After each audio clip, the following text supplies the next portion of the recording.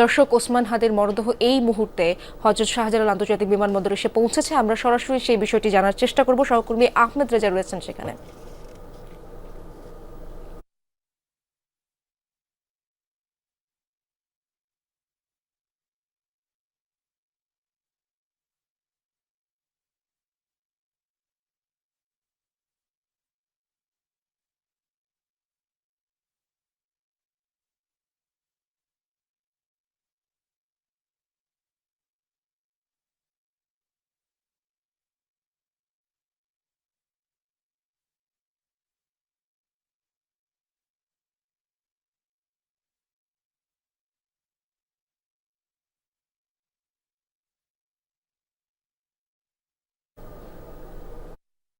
আমরা এই মুহূর্তে দেখতে পাচ্ছি বিমানবন্দর এলাকার ছবি আমরা দেখাচ্ছি, ড্রোন ফুটেজ। সেখানেই ওসমান হাদির মরদেহ এই মাত্র এসে পৌঁছেছে।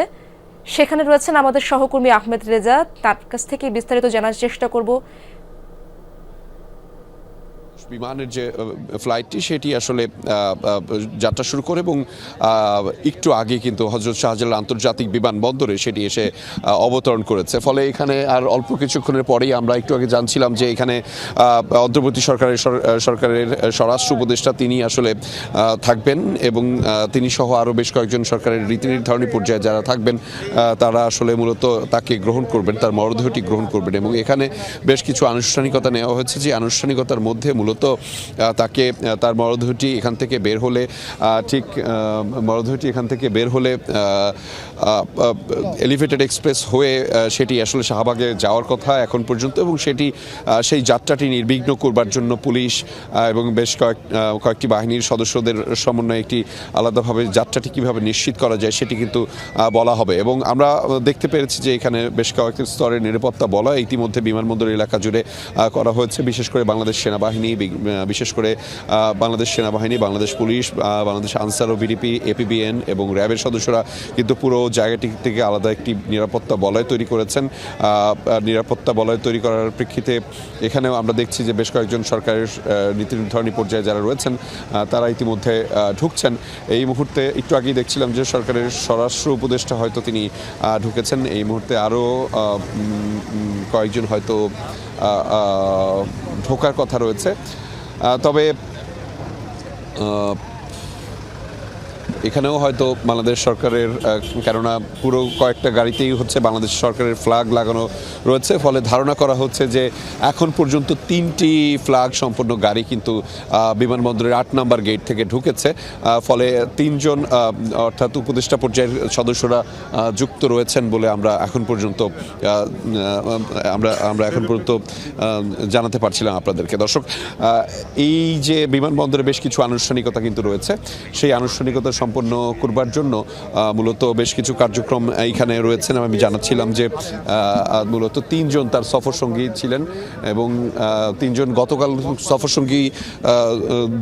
2জন সফর কাল রাতে তার ভাই আরও একজন যুক্ত হয়েছেন। ফলে মোট 3জন সফরসঙ্গী রয়েছেন এবং তাদের যে ইমিগ্রেশন প্রক্রিয়া সেটি সম্পন্ন করবার পরপরই হয়তো আর অল্প কিছুক্ষণের মধ্যে এবং সেটিকে সর্বোচ্চ অগ্রাধিকার দিয়ে তাকে আসলে এখান থেকে বের করা হবে।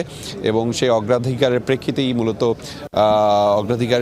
মূলত একটু পরেই হয়তো সেই কার্যক্রম আমরা দেখতে পাবো। এবং সেই কার্যক্রমের অংশ বা আনুষ্ঠানিকতার ক্ষেত্রে বেশ অল্প খানিকটা সময় লাগবে। এখানে সবাই অপেক্ষমান রয়েছে, সকল গণমাধ্যম কর্মী এবং বিভিন্ন বাহিনীর সদস্যরা তো রয়েছেন নিরাপত্তা বলয়ের তৈরি করার মাধ্যমে। সেটিও একটি বিশেষ অংশ হিসেবে দাঁড়িয়েছে এবং আমরা দর্শক আপনাদেরকে জানাচ্ছিলাম মূলত এই অংশে আর অল্প কিছুক্ষণের পরেই হাদিকে বহনকারী যে গাড়ির বা বহর সেটি আসলে বিমানবন্দর এলাকা থেকে বের হবে এবং সে কথাই আপনাদেরকে বিভিন্নভাবে জানাচ্ছিলাম। দেখবেন এবং সেই জন্য আলাদাভাবে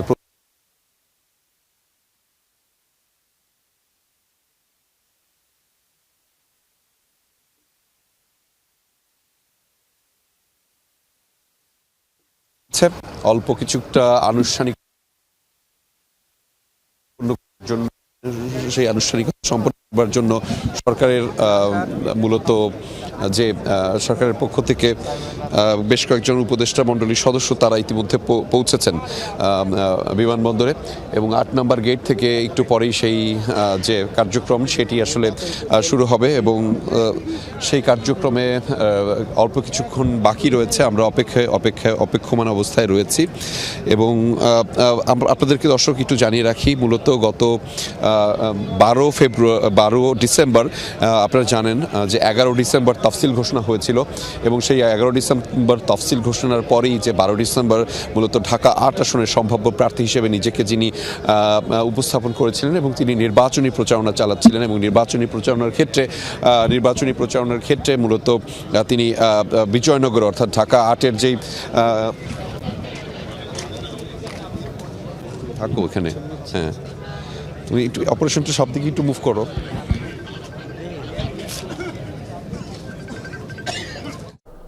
দর্শক, আহমেদ রেজা জানাচ্ছিলেন যেমনটা আমরা আগের ঘটনা যদি একটু মনে করতে চাই, মাথায় গুলিবিদ্ধ ইনকিলাব মঞ্চের মুখপাত্র শরীফ ওসমান হাদী, যিনি গতকাল আমরা জানতে পেরেছি, দর্শক আপনারা সবাই জানেন, সিঙ্গাপুর জেনারেল হাসপাতালে চিকিৎসাধীন অবস্থায় তিনি মারা গেছেন। এবং আজ কিছুক্ষণ আগে সহকর্মী রেজা দেখাচ্ছিলেন আমাদেরকে এবং আমরা দেখতে পাচ্ছি, ড্রোন ফুটেজে দেখতে পাচ্ছি, কিছুক্ষণ আগেই হযরত শাহজালাল আন্তর্জাতিক বিমানবন্দরে এসে পৌঁছেছে সেই মরদেহ এবং এই মুহূর্তে তার মরদেহ নামানো হচ্ছে।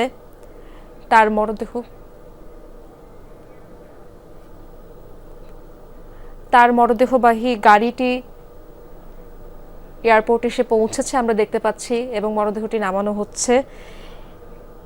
আগামীকাল শনিবার জানাজা সম্পূর্ণ মূলত আর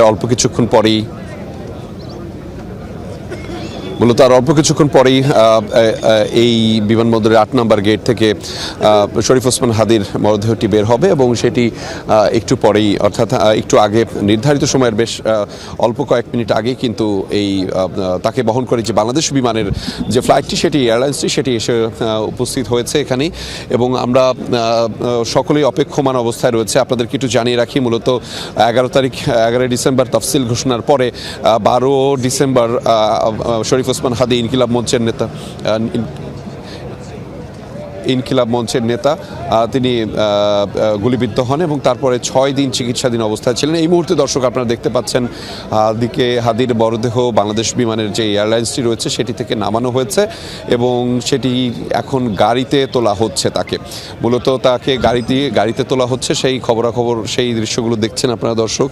এবং এই মুহূর্তে হাদীর মরদেহটি অর্থাৎ শরীফ ওসমান হাদীর মরদেহটি গাড়িতে তোলা হয়েছে এবং সেটি গাড়িতে তোলা হওয়ার পরে সেখানে বেশ কিছু আনুষ্ঠানিকতা রয়েছে। আনুষ্ঠানিকতা সম্পন্ন করে মূলত